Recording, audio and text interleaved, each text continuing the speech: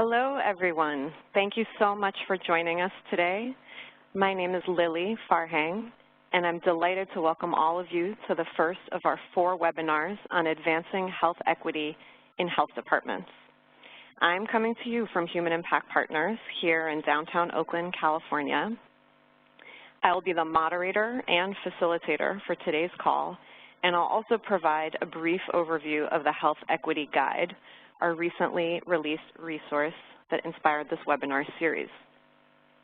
I'm going to start by telling you who's hosting today, then do a little housekeeping, and then we'll dive into our presentations. So as you know, today's event is the first of a 4-part webinar series about advancing health equity in local health departments. These webinars are co-sponsored by our amazing colleagues at the Government Alliance on Race and Equity, also known as GARE, the National Collaborative for Health Equity, and the Health Equity and Social Justice Committee of NCHE. Our goal is to highlight inspiring examples of health departments that are transforming the way public health does its work to focus more explicitly on health and racial equity, and to provide tips to others who want to do the same. If you like what you hear today, we encourage you to register for the upcoming webinars in December, January, and February. Each webinar will focus on a different component of the Health Equity Guide. Today, our focus will be on building internal infrastructure within your health department to advance health equity. Future webinars will focus on working across government and fostering community partnerships. But first, some housekeeping. We are recording today's session, and we will share the recording and presentation slides with registered participants. Please, if possible, mute your cell phones for this hour.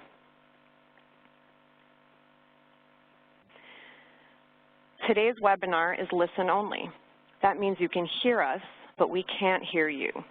But that doesn't mean that the event won't be interactive. We'll have a 20-minute Q&A session at the end. Please type your questions at any time into the Q&A panel, and we will use those as a basis for the discussion. The Q&A panel is located on the right side of your screen. It can be toggled on and off by clicking the Q&A icon that you'll see on the top right of your screen or on a Mac on the bottom right of your screen. Before submitting your question, make sure all panelists is selected. You can also use the Q&A panel to let us know if you're having any technical problems. Just let us know and we'll help you out. So our objectives for today's webinar are to describe why building internal infrastructure is key to advancing health equity, highlight how New York City is changing internal policies to address racism and structural oppression, how Rhode Island is braiding together sources of funding and mobilizing data to build capacity, and how the National Collaborative for Health Equity is helping health departments prioritize upstream policy change. We also hope to showcase the Health Equity Guide as a resource to help your health department advance health equity. So we have a really stellar lineup of speakers from New York City, Rhode Island, and Chicago. I'll do brief introductions before each presentation, but thank you and welcome to Rebecca Gowler, Deborah Garneau, and Linda Ray Murray. So we want to bring you all into this conversation right now and are doing a couple of polls to get a sense of who's with us today and what your perspectives are. So first, please let us know where you're joining us from today. Second, please let us know what type of organization you're primarily affiliated with. We know folks have multiple affiliations, but please pick the one that is strongest for you. I'll show the results in a moment so we can all see them. And please note you might need to scroll to see all of the options.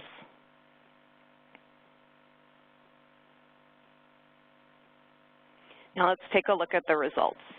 If you didn't press the submit button, please go ahead and do that so we can close the poll down. Again, the questions were about where you're calling in from and your primary affiliation. We know there were a lot of options listed, but we're really interested in getting a sense of the participants geographically and their institutions.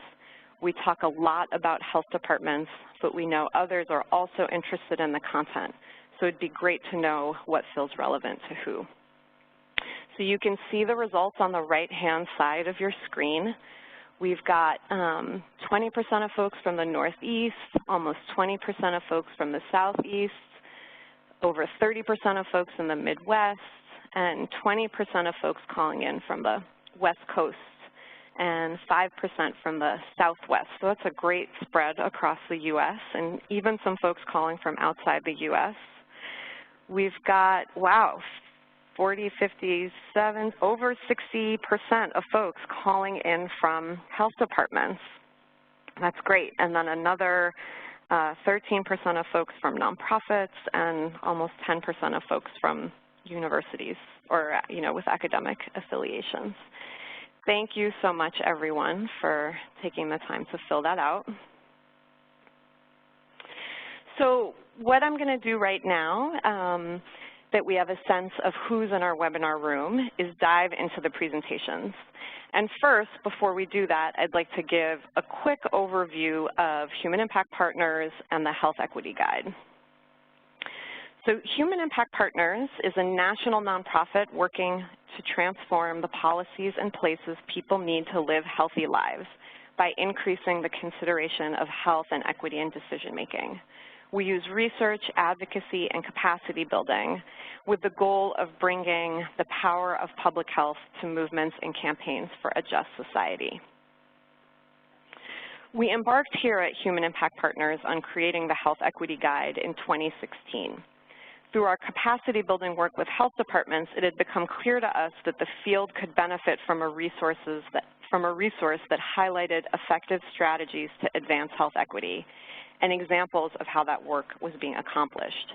We first conducted an environmental scan of thought leaders and organizations in the health equity space. What had they written? What did they think was necessary? What resources had they put out? Based on that scan, we identified common themes for how health departments were advancing health equity. We started calling these themes strategic practices. Through that scan, we also detected and began to articulate a theory of change for how to advance health equity within health departments, what we've come to call an inside-outside approach, and I'll talk more about that in a minute. This theory of change and the strategic practices became the basis for the Health Equity Guide web resource. And we worked with over 20 health equity advisors nationally who guided the process, suggested case studies and resources, reviewed content, and were just amazing thought partners throughout the whole process. In case you haven't checked it out, the Health Equity Guide includes the strategic practices themselves, plus key actions to advance health equity, 25 plus case studies from health departments describing how they advance the practice, factors enabling their work, impacts, and advice for others, and over 150 resources from allied organizations to help advance the strategic practices. So to say a little bit more about our inside-outside theory of change, what came across so clearly through the environmental scan was that health departments were coming at the work from really so many different angles and not following necessarily a linear or a prescriptive process. But what we could tell was that if health departments wanted to systematically address the power imbalances, racism, and other forms of oppression that we think of as the root causes of health inequities, they really had to pursue a wall-to-wall transformation of how they work to advance health equity, internally and externally. It wasn't just a one-off project that would satisfy the need. Specifically, they needed to build their internal capacity and a will to act on the social determinants of health and equity, and they needed to develop relationships with and mobilize communities and government allies to take action on health equity, AKA advanced strategies, both internally and externally. So this brings me to the focus of today's webinar. Each of the columns in the diagram on the left represents a set of practices within the Health Equity Guide organized around this inside-outside approach. Today's set of practices focus on building the internal infrastructure or the capacity and will to act to advance health equity. Within the Build Internal Infrastructure category, there are 5 strategic practices that you can see listed on the right. Our New York City and Rhode Island presenters today will each describe how they advanced one or more of these practices. After the call, we encourage you to dive into the Health Equity Guide, to read about these practices and case studies, and get a sense of actions you can take and resources to help you. In your reminder email yesterday, you should have received a link to the New York City and Rhode Island case studies that we are about to hear about. Knowing that most participants will have already read these, we asked our presenters not to repeat what's already written in their case study, but rather to focus on why was it important for their department to build internal infrastructure to advance health equity?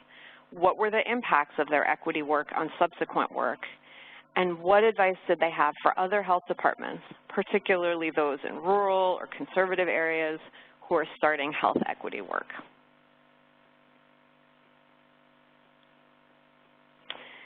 So with that background, I'm excited to dive into our first of 2 case studies. First up, we have Rebecca Gowler, Director of Health Equity Capacity Development in the Center for Health Equity at the New York City Department of Health and Mental Hygiene. In this role, Rebecca has led the development and implementation of Race to Justice, the agency's transformative process to advance racial equity and social justice across all programs, policies, and practices. She also provides strategic guidance for the agency's Gender Justice Initiative. Rebecca, I turn it over to you. Great. Thank you so much, Lily, and thanks everyone for joining us today. As Lily said, I work closely on our agency's Race to Justice initiative. So to begin, I want to share briefly what our framework is and what I'll focus on today. So our Race to Justice initiative, as Lily mentioned, is our health department's agency transformation and capacity building effort to advance racial equity and social justice across all areas of our work, our programs, policies, practices, and operations. We use the Government Alliance on Race and Equity's framework for organizational change to shape our strategies and actions. And this framework has 4 components: normalizing conversations and building a shared analysis of race, racism, racial equity, and other systems of oppression, organizing structures and partnerships, both internally and externally, that are focused on advancing racial equity throughout practice, and operationalizing our analyses and our structures and partnerships in our daily work through the use of planning and decision-making tools, data and metrics, agency-wide racial equity action plans, and all of this work is anchored in our vision for racial equity and social justice for our agency and for our city. So today I'm going to be focusing on our work and the impact of our internal organizing strategy to build our infrastructure for racial equity within the health department. And this infrastructure is critical for the policy and practice changes that we aim to affect. It was important for us to have an internal infrastructure focused on equity for a number of reasons. First, by having a specific infrastructure within the health department, it makes our commissioners and our agency's health equity priority concrete and visible within our organizational structure. Our commissioner, Dr. Mary Bassett, created the Center for Health Equity, which is a division within the agency, and dedicated both staffing and funding for the work of the center and for the Race to Justice initiative. Similarly, we've created a robust infrastructure with different work groups and other staff teams for Race to Justice that draw on staff from all divisions across titles and roles to volunteer a portion of their time to develop and advance our racial equity strategies. This dedication of staff and resources and organizing across divisions is critically important for this work. Because Race to Justice is about organizing for change, we know we cannot expect different results. So we have to do our work and organize ourselves in different ways. So it's been important and intentional for us to create teams that cut across our organizational silos and the hierarchy and to solicit interest and participation from staff who may not have had these opportunities otherwise. This infrastructure that engages staff from across the agency in different roles allows us to build and support leadership across the agency and foster a sense of shared responsibility, that advancing racial equity and social justice is work for all of us, not only for staff in the Center for Health Equity and not only for the staff of Race to Justice. We've seen a number of really important impacts in our efforts to build infrastructure and engage staff from across the agency, including increasing our capacity and our leadership for racial equity and social justice. We currently have over 175 staff who are actively involved in some group affiliated with Race to Justice. Some of these groups are work groups or teams that are agency-wide with representation from across divisions that are informing agency-level action plans and strategy, and some groups are within our divisions and bureaus, so doing what we call our local level or grassroots organizing and engaging staff to inform equity strategies within their specific areas of work. We've had and seen some early successes among our division and bureau level organizing, including our Early Intervention Bureau, which has an action team that has advised their bureau on public service announcements to increase outreach in neighborhoods where we see lower participation in that program, which are particularly neighborhoods of color. We also have a division of disease control, which organized an action team that led development of an equity strategic plan specific to that division, and they now help to implement that plan across their division. As we engage staff across the agency in these groups and within roles within Race to Justice, we know that it's important to build capacity and, as I mentioned earlier, to normalize a shared analysis across these groups. So we also focus on building capacity and staff development through different types of trainings. We have a one-day in-person core workshop for Race to Justice, where we've currently trained over 370 staff, and it launched in August.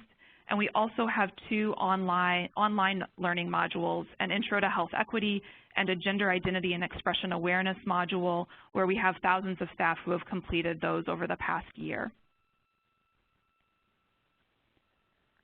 And finally, one thing that other health departments could do to build an internal infrastructure to advance equity is to organize an equity team, one that has representation from different roles, divisions, and titles within the agency to guide the development and implementation of the agency's racial equity strategy.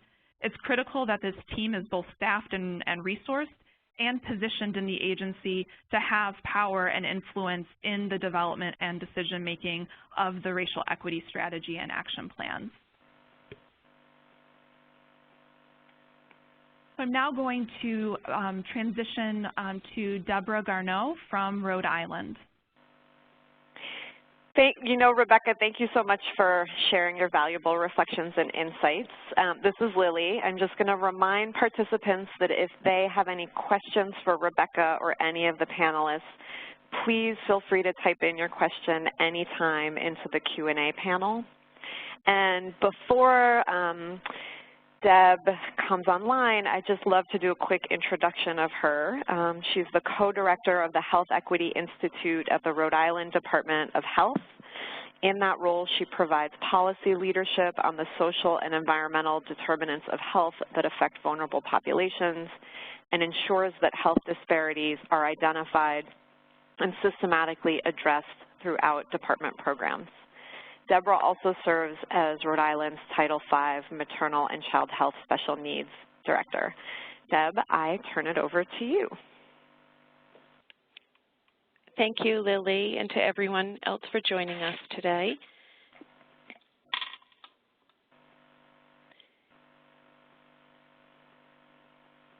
In 2016, Rhode Island Department of Health had incredible foresight to hire Dr. Nicole Alexander-Scott as our Director of Health. Since then, she has led the department leadership, program staff, and greater Rhode Island community in addressing three leading priorities as highlighted on the screen.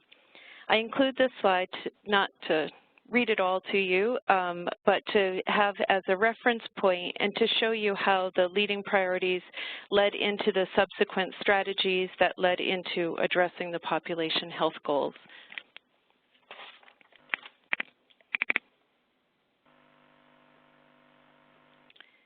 By using a health equity framework, Rhode Island was able to align investments to target Rhode Island's most vulnerable populations. We can't expect to do business as usual and expect the outcomes to be different. As a leadership team, RIDO took an inventory of all community investments and whether we were getting the intended results. Whenever possible, we shifted investments more upstream, addressing the social, environmental determinants of health from a place-based perspective. I'm including this slide as a reference for participants as I refer to the health equity framework on the last slide as a process to build infrastructure. We won't go over this in detail, but showing that the pyramid of how to address, the framework that we use to address health equity.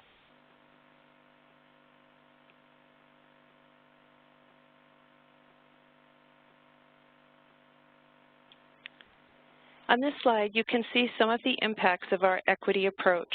Perhaps the most effective strategy has been to engage community health workers, resident navigators, prevention specialists, people being trained and hired and supported from the community as facilitators to a wide range of activities. They have been walking school bus monitors, maternal and child health community health workers, safety liaisons, focus group leaders, walkability inspectors, and I could go on and on.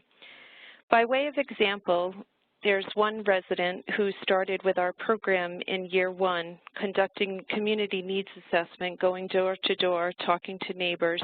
In year 2, she began to work on implementing community programming. And in year 3, she ran for and was elected to statewide office.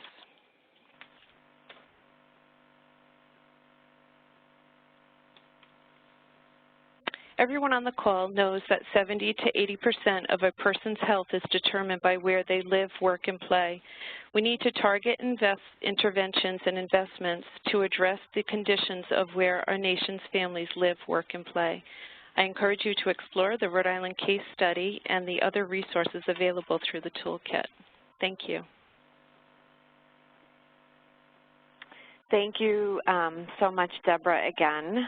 All, please feel free to type in your questions into the Q&A panel. We're going to do, before our final speaker, Dr. Murray, we're going to do another set of polls, and I hear the participants asking for a little bit more time to complete these, so we'll definitely give you a little bit more time to do that. So here we're interested in knowing how advanced your department is with respect to building internal infrastructure to advance health equity. Where are you in the life course of doing so? And second, we're interested in knowing which of the strategic practices that we identified for this kind of bucket of work around internal infrastructure do you think is the most developed practice at your department. So first, part A, where is your health department with respect to building internal infrastructure to advance equity?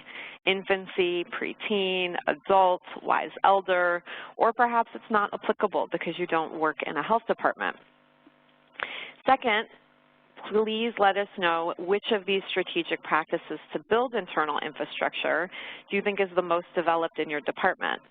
Mobilizing data, research and evaluation, building organizational capacity, changing internal practices and processes, prioritizing upstream policy change, or allocating resources.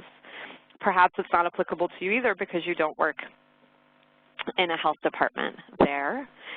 So go ahead, and if you haven't pressed the submit button, please go ahead and do so, and we can close the poll down.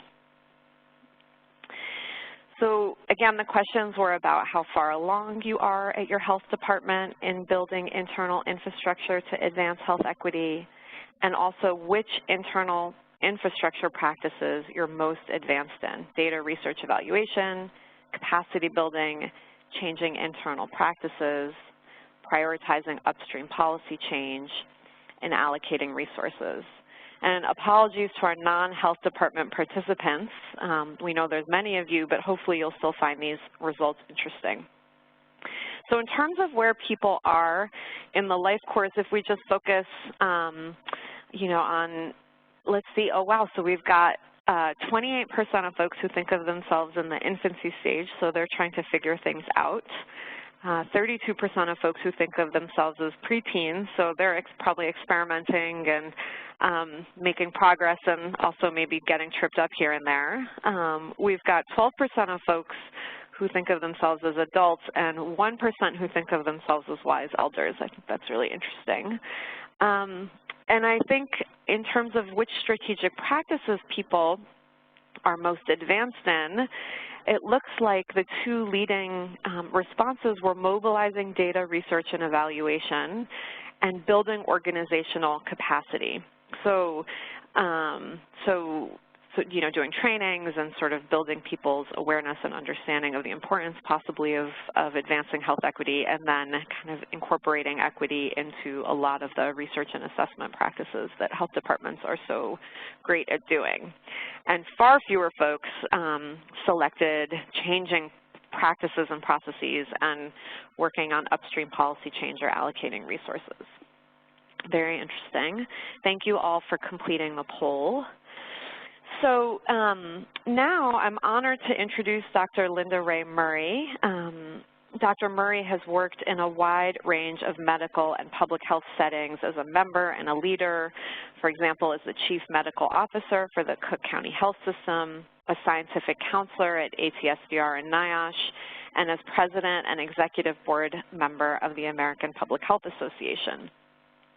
Today, Dr. Murray is speaking on behalf of the National Collaborative for Health Equity, one of our webinar co-sponsors, where she serves as a national advisor. We asked Linda to briefly introduce the National Center for Health Equity, reflect on Deb and Rebecca's case studies, and describe NCHE's national work to build internal infrastructure to advance health equity. And of course, to please share advice and lessons learned. Linda, I turn it over to you. Well, good afternoon, everyone.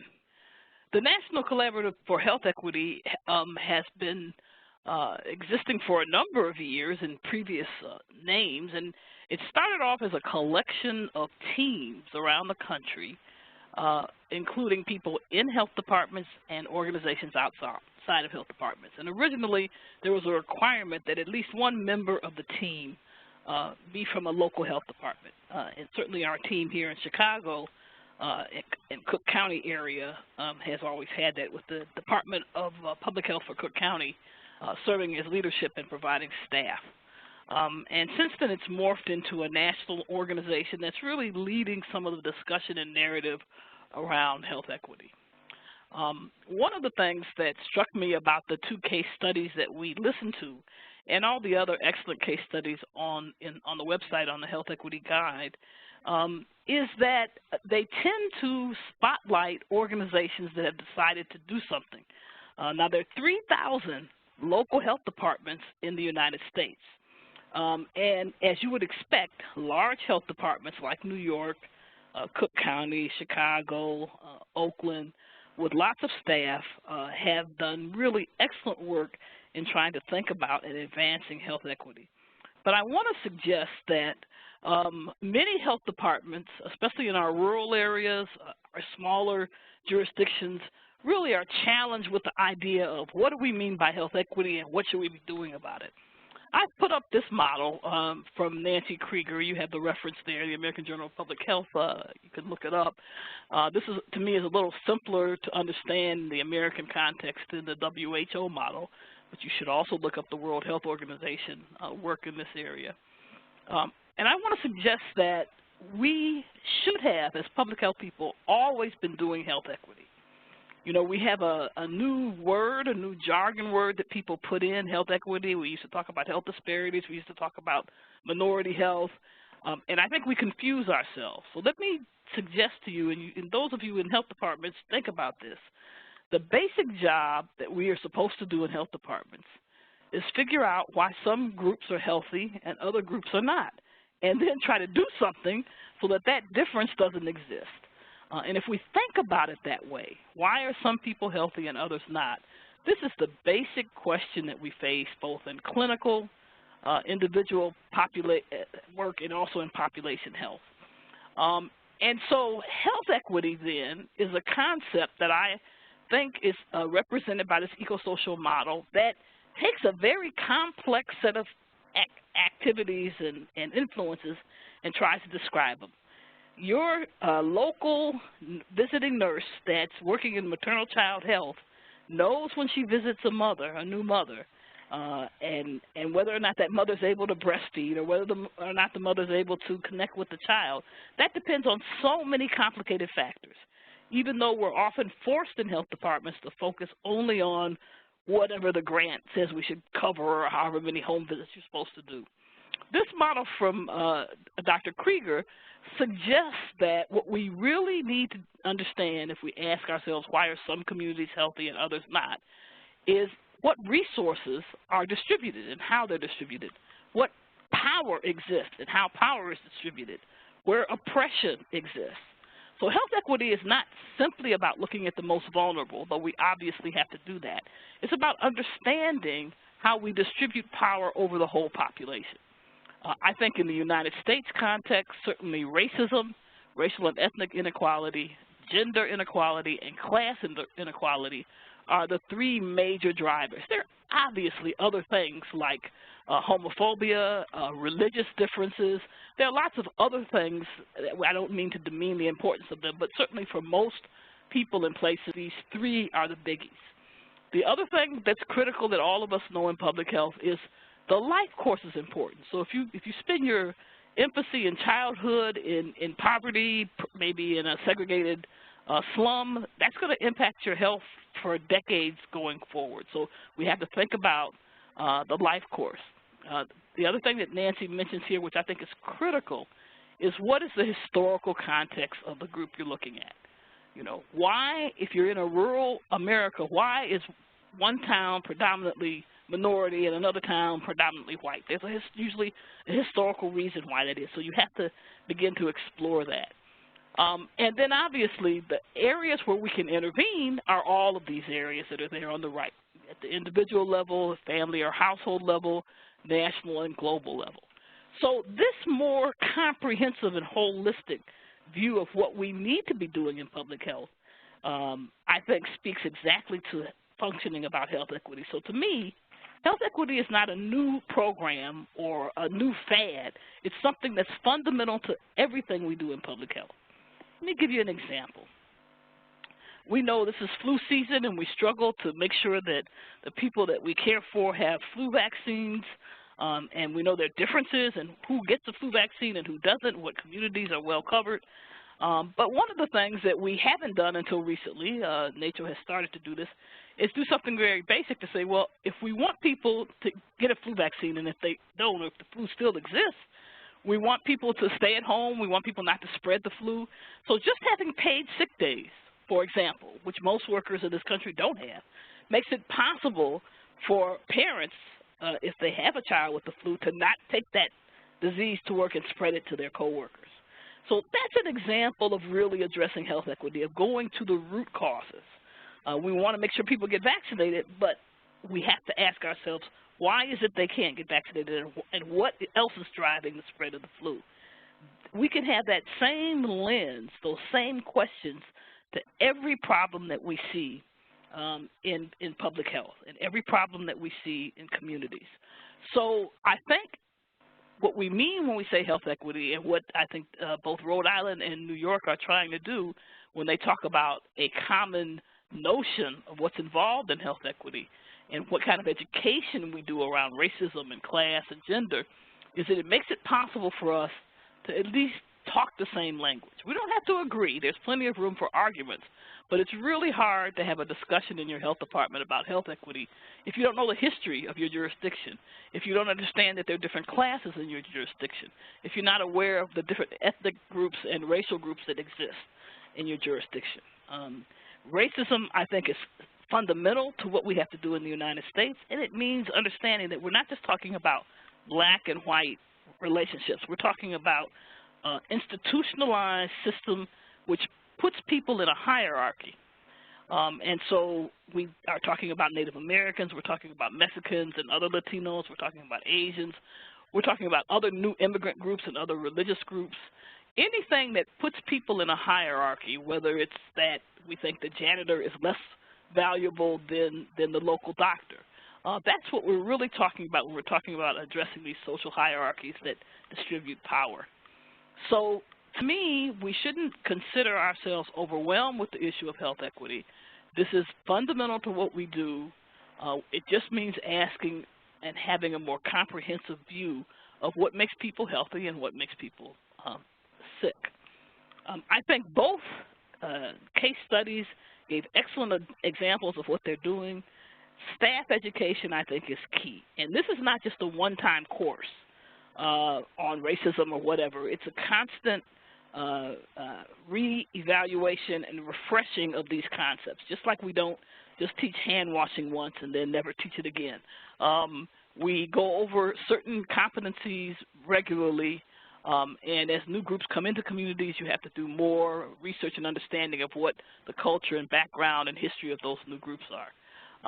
So a number of health departments like New York has been able to develop their own courses, and you heard the person from New York talk about some online courses they've developed. This is a course from NCHE that you see on your screen now, The Roots of Health and Equity. I put it up there because it's free and available to everyone, so you could sign up and take that course. You can do it as an individual, you can do it as a health department if you don't have the resources to do it.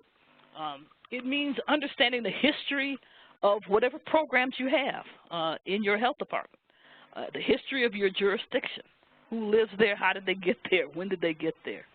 And finally, I think both organizations and certainly the other case studies on the Equity Guide talked about getting involved with local movements. Certainly that's what's happened with the Cook County Department of Public Health, where they're actively involved with local movements in our southern suburban jurisdiction, trying to have one fair wage, a wage that would be not just the $15 an hour, though that's important, but a wage for even workers in restaurants who are often paid the tip wage, which is much lower.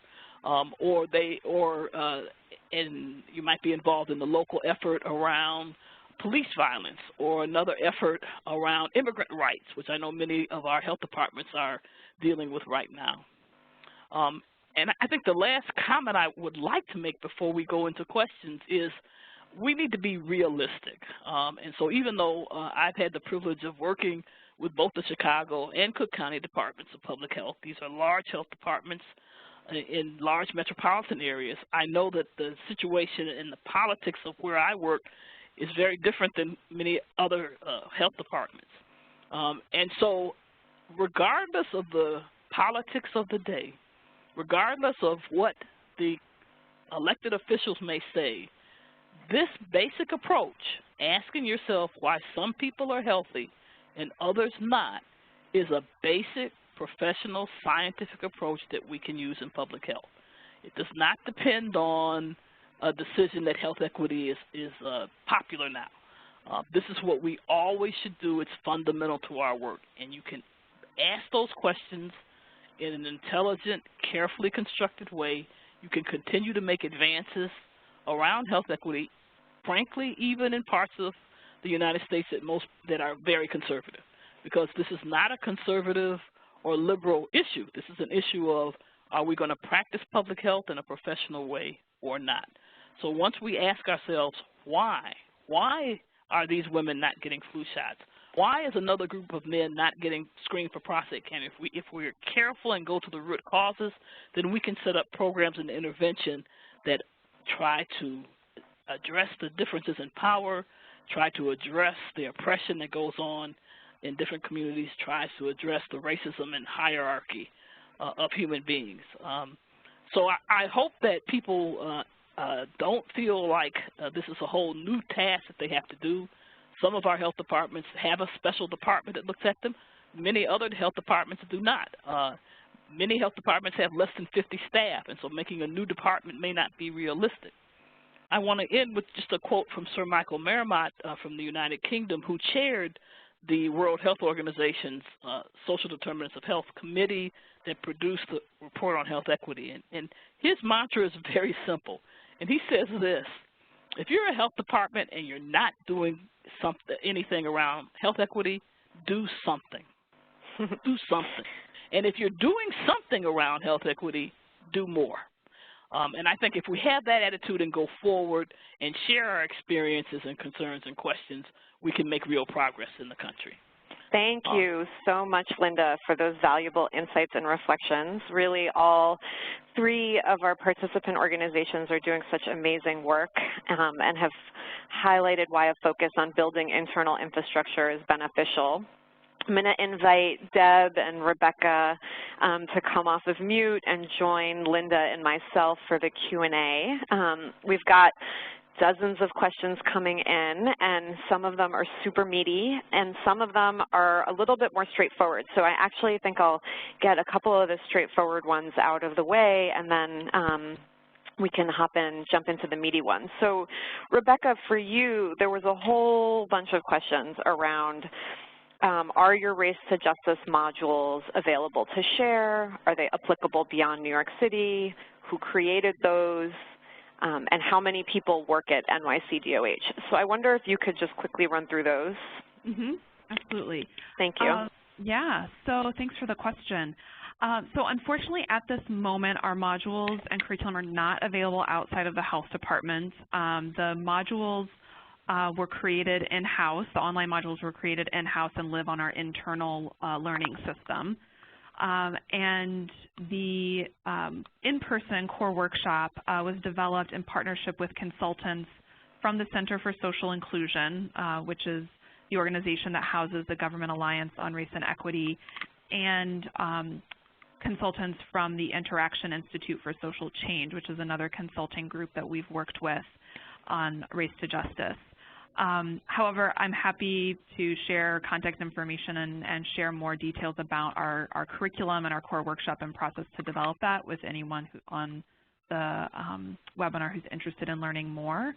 The Health Department of New York has about 6,500 employees. So we're incredibly large, which is one reason why our organizing strategy and building this infrastructure with staff from across divisions and bureaus has been so critical, because without that, we wouldn't be able to really diffuse this work in a meaningful way across or in an effective way across the organization. So the infrastructure has been really important for us because we are so large. Okay, thanks so much. Deb, there's another question around just where is the toolkit that you referred to that you all have used? Is that available on your guys' website? Can we share it with participants? I may have used the wrong word. I was referring to the Health Equity Guide and the resources and tools that folks are making available through this webinar and through the case studies. Okay, great. Thank you for clarifying. So let me pose one of the meatier questions, and maybe each of you can take a minute or so to answer it. And this is a two-parter. So what challenges did you encounter in trying to staff your internal health equity team? And was getting leadership buy-in a challenge to staffing that or not? How about, Deb, you go first. Okay, great. So we had for several years a program within a division that was addressing health disparities and access to care, and it had responsibilities around minority health, disabilities and health, refugee health, and primary care and rural health.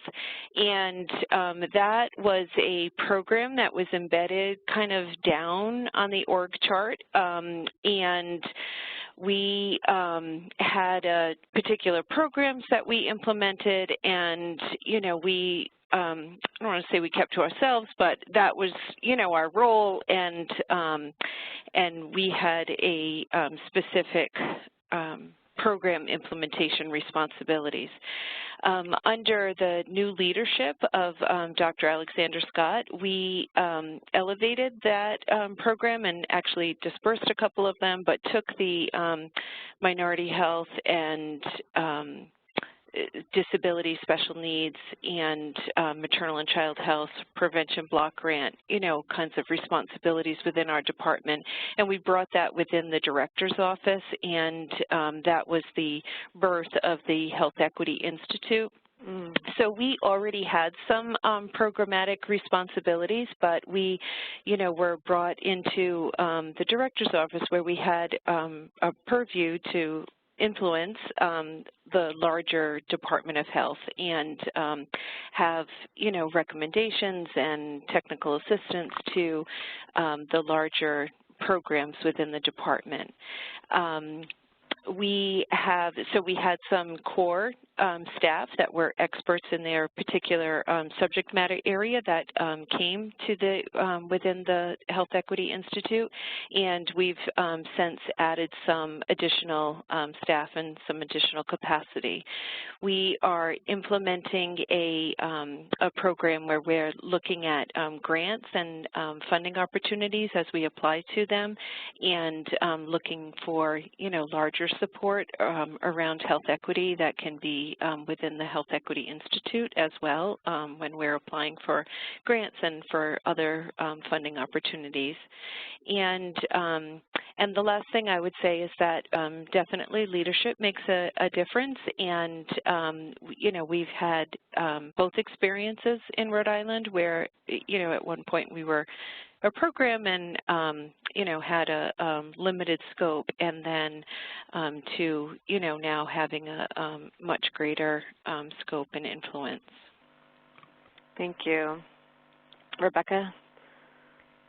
Yeah, New York City has been in a pretty lucky position that our health equity work is a priority for our commissioner.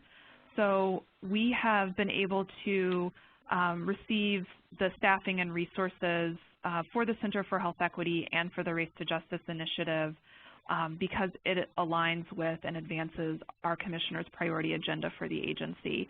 And I know that's not the case in other health departments. However, we have experiences some challenges and need for advocacy to have buy-in for staff to participate in our work groups and other teams that I mentioned. Because these teams are voluntary, staff are giving a portion of their time to be part of work groups that are developing and advancing strategies around racial equity in certain core function areas, as well as within their divisions and bureaus. It has been somewhat challenging at times to get full leadership and supervisor support for staff to allocate that time to this work. So we're currently working on ways to ensure that these roles are part of people's formal work plans so that there is clear and documented time for folks to be able to participate.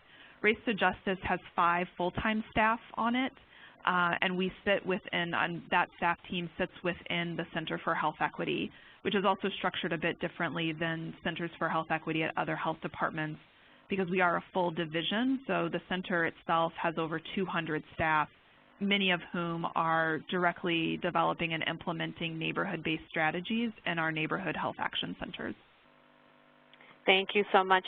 So, Dr. Murray, I wonder if I could actually ask you to answer the question of what do you do when you don't have that kind of leadership? Well, most health departments don't have those kind of resources internally. Most health departments don't have a special center for health equity. Clearly, there's some advantages if you're able to do it, but there are also some disadvantages. Sometimes in health departments that have tried this, they find out that everybody says, well, those people in the Center for Health Equity should be doing this. I don't have to worry about it. So it's a double-edged sword. I think every health department needs to be able to be clear what's going on. Certainly in our health department, where the top leadership supported some efforts around health equity in theory, many of the middle management considered it a distraction from what they had to do. They had grant deliverables that they had to meet. They had staff assignments that they had to get done. And many of them felt that talking about racism or talking about health equity was a distraction and something they didn't have time for. So the question of how you do your education and where you do it is important. several years ago in the health department at Cook County, we had voluntary participation in some of the educational work, but more than 10% of the department participated. Today, now there's a mandatory call for everyone to get some basic training, and I think that's important. So that's often the first easiest step. All of us have to do a training of our staff to be FAB accredited and for other important things. So making sure that health equity is part of that is possible. But the other thing is what I was trying to emphasize earlier.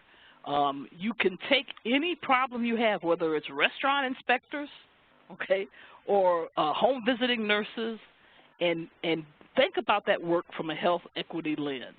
Are you offering education in ethnic restaurants appropriately?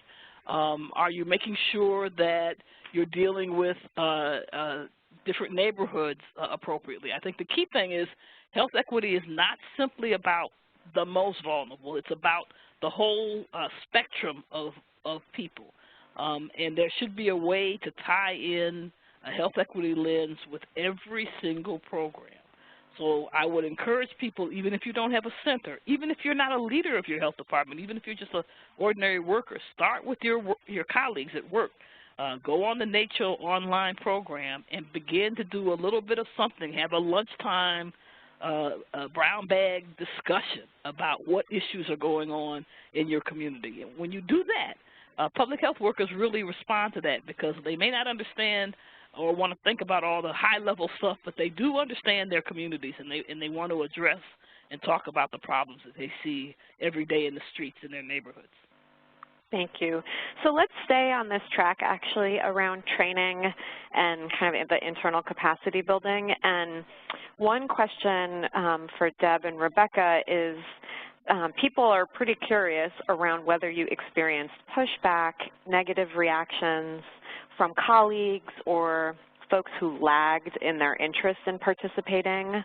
I wonder if you could just take a moment to respond to whether you experienced that and maybe one strategy you used to address it. This is Deb. I can start.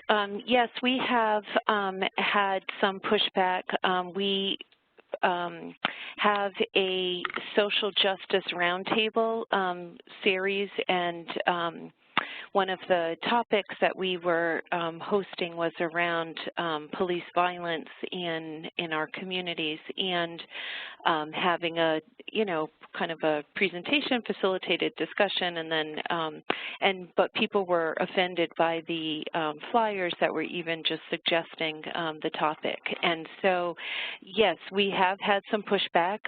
We have had to, really re-examine how we are messaging and engaging in the conversation. I really appreciate Dr. Murray's examples of, being real practical and not with all of the jargon, but to really engage people in some meaningful conversations, and to admit when we, may have gone too far in a particular area or in a particular topic. And one of the things that, we have been trying to do is to have the dialogue, which is, so if there's controversy and if there's, some consideration of a different opinion, like that's the conversation that we want to have, and we want to promote that. And sometimes it needs to be provoked in order to do that.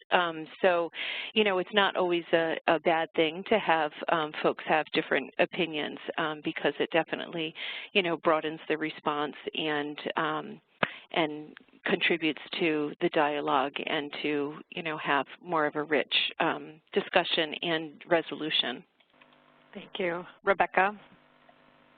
Yes, we definitely experience pushback as well, and I think that's something to expect in doing this work and really taking a more explicit, particularly an explicit racial equity or racial justice lens to your health equity work. And it shows up in a lot of different ways. And in some ways, it doesn't often show up in a very direct and obvious resistance. That it can show up in ways that, as Linda had mentioned, where folks are fine saying the words but don't necessarily act in ways that align with those strategies. So we see a lot of sort of delaying and slow movement, though folks are ready to say health equity, say racial equity, and sort of use the language. We've also seen that pushback show up in, as I mentioned, around the legitimizing the time and effort that staff are putting into our work groups and other teams and building that into a kind of a formal structure of work plans for staff. And I think, as Linda had also mentioned, some of that pushback comes, given that we do have a Center for Health Equity, it can sometimes be that, well, that's work for the center, so why do I and my division need to support staff and going to trainings or being part of a work group? Can't you hire more consultants or bring on more staff within the center? And so it's definitely taken some advocacy both to sort of communicate the message that this is all of our work, and that it doesn't just live in the Center for Health Equity, and the importance of doing things differently, that we're really pushing against status quo and pushing against our hierarchy in a lot of ways. If we really want to both have equitable outcomes, we have to practice in equitable ways, and that means having more shared leadership and shared decision-making with staff across the agency, and that can be really challenging for folks who sit firmly within that hierarchy, or just challenging folks' own sort of paradigms. And conversations around race and racism can be really uncomfortable for folks. So you'll see pushback as well around focusing on that content, and can't we focus on class, and what about gender? All of those are important, and it's also important to be able to name and center race and racism in those conversations, because it's often what gets left out. And if we're in dialogue with our communities, these things will come up and the resistance can be addressed.